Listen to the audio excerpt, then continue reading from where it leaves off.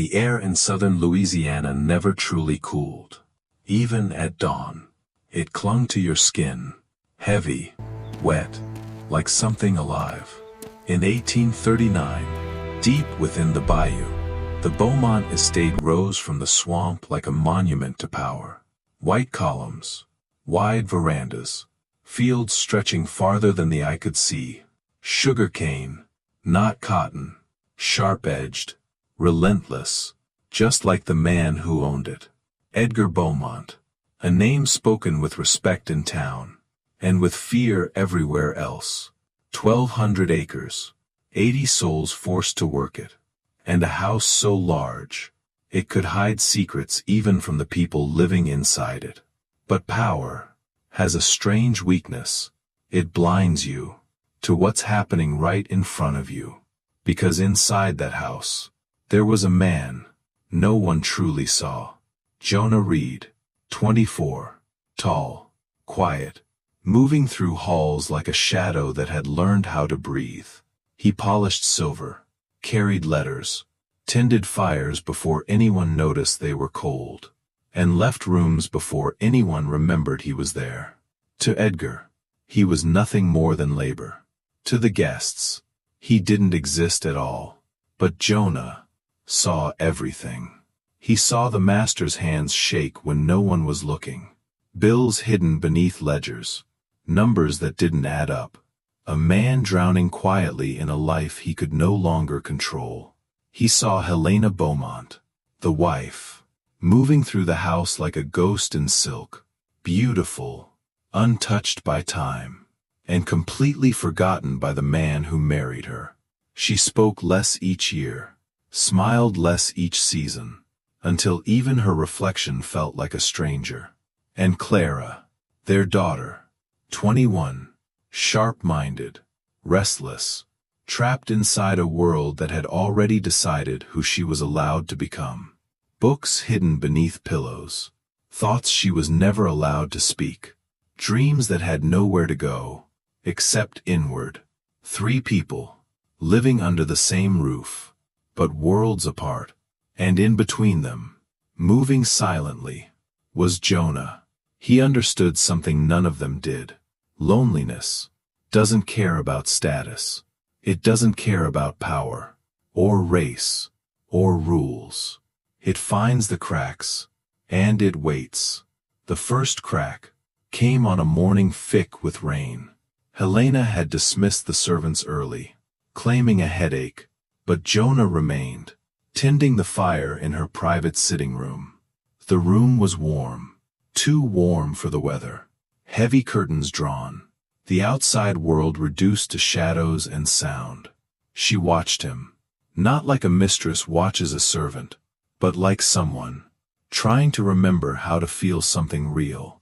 Jonah, her voice barely carried over the rain. He turned immediately. "Yes, ma'am." She hesitated, as if the question itself shouldn't exist. "Do you ever feel like no one sees you?" Jonah didn't answer right away, because in that moment, the line between them shifted, not broken, not crossed, just moved. And that was all it took. Because some stories don't begin with a decision. They begin with a question that should never have been asked. And from that moment on, everything inside that house began to change. The rain stopped, but something in that house didn't. After that morning, Helena started noticing him, not as movement, not as service, but as presence. She began asking for small things: a fire lit earlier than usual, tea brought at odd hours, curtains adjusted, books moved, excuses, thin ones, but enough. And Jonah understood. He always understood more than he should. That was how you survived, in a place like this. But this was different, because for the first time, someone wasn't just giving orders. They were asking questions. What do you think about this book? What do you see when you look out there? Do you ever wonder what it's like elsewhere? Questions no one had ever asked him before, questions he wasn't supposed to answer. At first, he kept his replies short, careful, Measured. Yes, ma'am. I don't know, ma'am. As you say, ma'am. But Helena didn't want obedience. She wanted something else. Something honest, something human. Days passed, then weeks, and the distance between them grew thinner. Not in touch, not yet, but in silence. The kind of silence where two people start to hear each other, without speaking. And upstairs, Clara noticed it too. At first, it was just curiosity. She saw Jonah in the hallway, more often near her mother's rooms, heard his voice, low, steady, different from the others. Then one afternoon, in the library, everything shifted. She walked in expecting emptiness. Instead, she found him, standing by the shelves, a book already open in his hands. That alone was dangerous, but what came next was worse. You read. Her voice came out before she could stop it. Jonah froze, just for a second, then slowly closed the book. Yes, miss. There it was, the same crack. In a different place. Clara stepped closer, eyes sharp, curious, alive in a way they hadn't been in months. What were you reading? Jonah hesitated, because this wasn't like Helena. This wasn't loneliness speaking. This was something sharper. Hunger. Poetry. He said it quietly, carefully. Poetry. She almost laughed, not mocking, just surprised. Do you understand it? Jonah looked at her then, really looked, and for a moment, he forgot the rules. Yes. That single word did more damage than anything else. Because now, she saw it. Not a servant, not property, but a mind. A man, someone who could meet her, where no one else ever had. Door opens. It doesn't close again. From that day on, Clara started finding reasons too. Books misplaced, questions left unfinished, conversations that lasted just a little too long. And Jonah stood in the middle of it all. One woman, drowning in silence, reaching for comfort. Another, starving for connection. Reaching for understanding. Both, reaching for him. And he could feel it. The shift, the danger, the weight of something forming that had no place in that world. Because this was no longer about kindness, or conversation, or curiosity. This was becoming something else. Something that, once it crossed the line, wouldn't just destroy him. It would destroy all of them. And the worst part, it had already begun. Summer came early that year, hotter than it should have been, heavier, like the air itself knew something was wrong. Inside the Beaumont house, nothing had changed. And yet, everything had. Helena stopped pretending.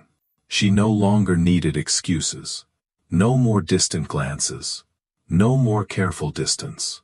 Now, she called for Jonah directly. At night, alone. The sitting room, once silent, became a place where words lingered too long, where silence felt too close, where breathing itself felt dangerous. You don't have to stand so far away, she said one evening, voice soft, but steady. Jonah didn't move, because he understood exactly what that meant. Every step forward was a step he couldn't take back. But Helena had already crossed her line. She stood, walked toward him, close enough now that he could feel her breath. I'm tired of feeling like I don't exist. And just like that, it wasn't mistress and servant anymore. It was something else. Something raw, uncontrolled, and impossible to stop. That night, the first boundary broke. And once broken, it didn't matter how strong it once was. Because it would never hold again. Upstairs, Clara felt it. Not what happened, but the shift. A change in the rhythm of the house, the way doors closed, the way footsteps moved at night, the way silence felt heavier. And something inside her tightened. Because she knew, even if she couldn't explain it, that she was losing something. The next time she saw Jonah, it was in the garden. Late afternoon, sun low, shadows long across the ground. He was trimming the roses, hands steady, focused, as if nothing in the world had changed. But she saw it. The difference. Not in what he did, but in what he carried. "You've been avoiding me." Her voice cut through the quiet. Jonah didn't look up. "No, miss." A lie. A careful one, but still a lie. Clara stepped closer. Too close. "You think I don't notice?" Now he looked at her. And that was the mistake. Because whatever she saw in his eyes confirmed everything. "You talked to her." It wasn't a question. Jonah said nothing. Because there was nothing he could say that wouldn't make it worse. Clara's chest rose sharply. Something between anger, hurt, and something far more dangerous. "And what about me?" That question should never have been asked. Because unlike Helena, Clara wasn't lonely. Awake, curious, hungry for something real. And now, she knew where to find it. Days turned into something reckless. Stolen conversations, lingering looks, moments that stretched just a second too long. She challenged him, pushed him, forced him to respond, to think, to feel. And Jonah, caught between them, began to fracture. Because what Helena wanted was comfort, what Clara wanted was connection. And both required something from him he could not safely give. But he did. Little by little, moment by moment, choice by choice, he stepped deeper into something that had no way out. Until one night, everything collided. A storm rolled in fast, violent, unpredictable. Helena's room, lit only by firelight, the house quiet, sleeping, or pretending to. Jonah was there, again. And this time, there was no hesitation. No distance, no restraint, no illusion left. But outside that door, someone had stopped. Clara, she hadn't meant to come there, not at first. But something had pulled her, something she couldn't ignore. And now, standing in the dark hallway, hearing just enough, feeling just enough, to understand everything. The truth didn't break her, it changed her. Because now, this wasn't curiosity anymore. It wasn't longing. It was something far more dangerous. It was a decision. And by morning, the house would no longer be holding one secret, but two. By the time autumn arrived, the Beaumont house had already begun to rot from the inside. Not visibly, not yet, but in the small things. Missed meals, closed doors, eyes that no longer met across the table. And beneath it all, two secrets, growing. Helena felt it first. The subtle shift in her body, the exhaustion, the nausea she couldn't explain. At first, she ignored it, then, she denied it. But denial doesn't stop truth, it only delays it. By the third week, she knew, and that knowledge terrified her. Because this wasn't just a mistake anymore, this wasn't just a secret.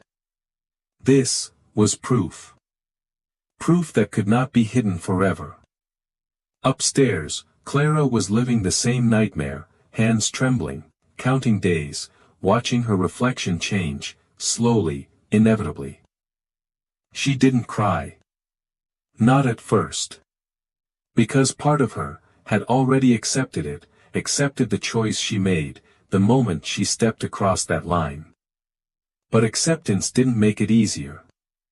It made it heavier, because now, there was no turning back, the house grew quieter each day. Servants noticed, of course they did, they always did, but no one spoke. Because on a plantation like this, truth wasn't something you said out loud, it was something you survived. Jonah was unraveling. He worked longer, spoke less, avoided both of them whenever he could. But avoidance doesn't erase consequence. It only makes it come faster. And then, one morning, everything broke. Helena collapsed. Right outside the dining room. Clara was the first to reach her, hands shaking, heart racing, trying to help, while already knowing. Their eyes met. And in that moment, no words were needed, they saw it, in each other. The same fear, the same truth. The same impossible reality. "Oh God," Helena whispered, her hand instinctively pressing against her stomach. Clara didn't answer. She couldn't.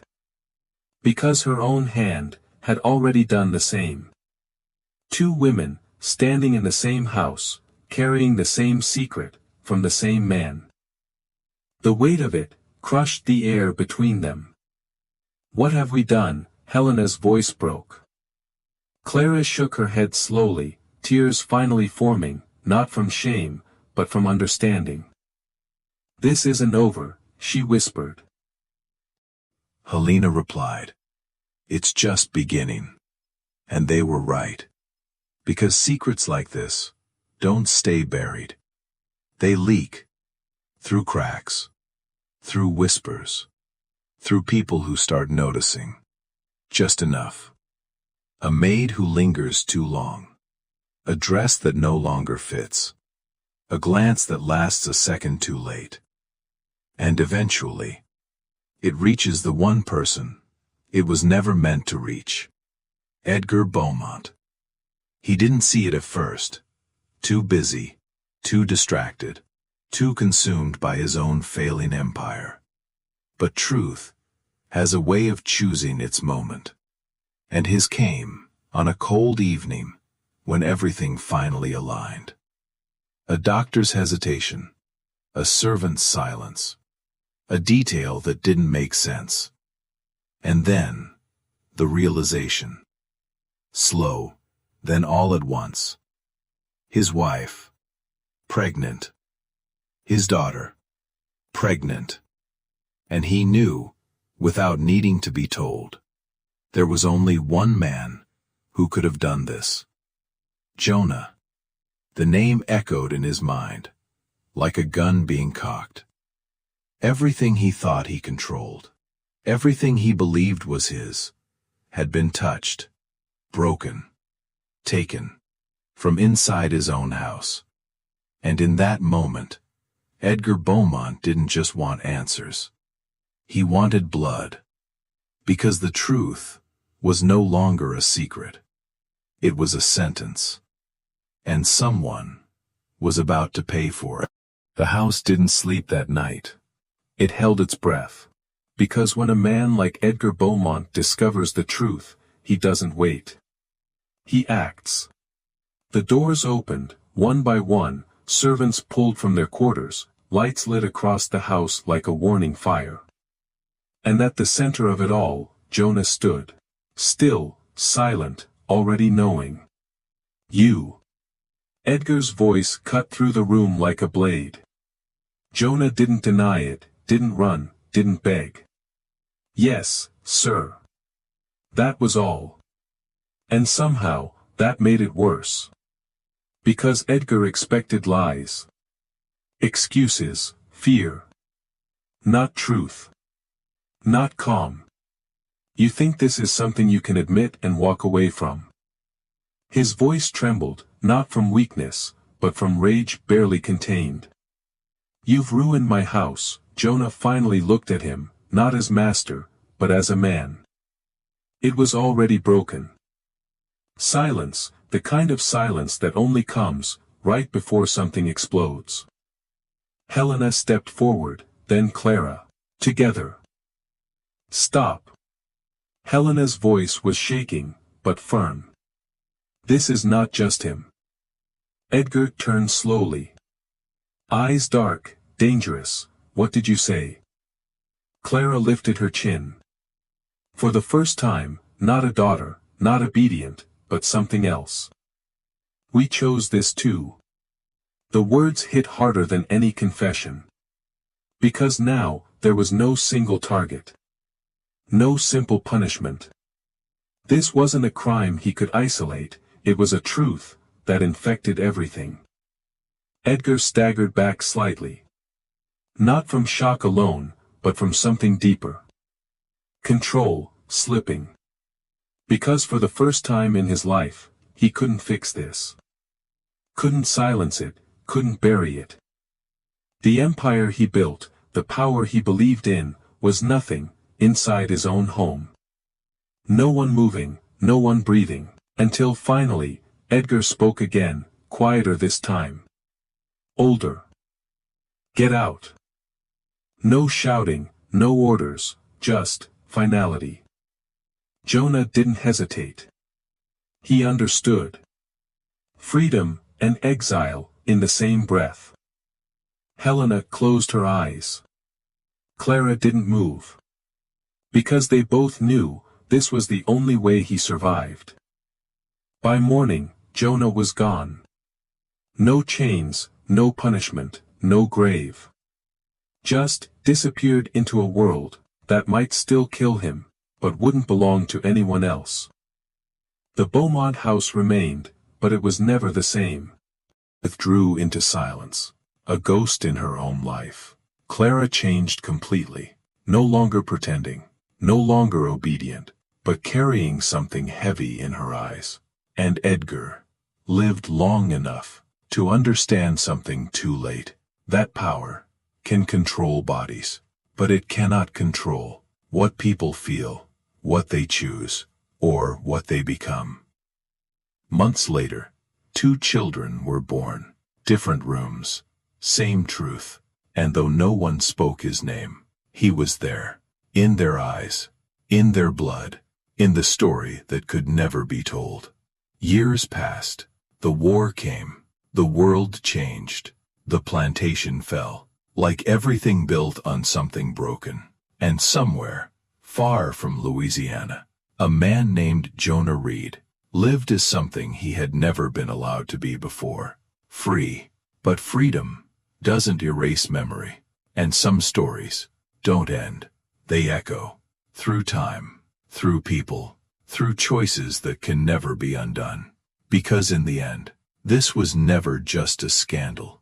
It was a collapse of power, of illusion, of everything that was never real to begin with. And all it took was one man who was never meant to matter.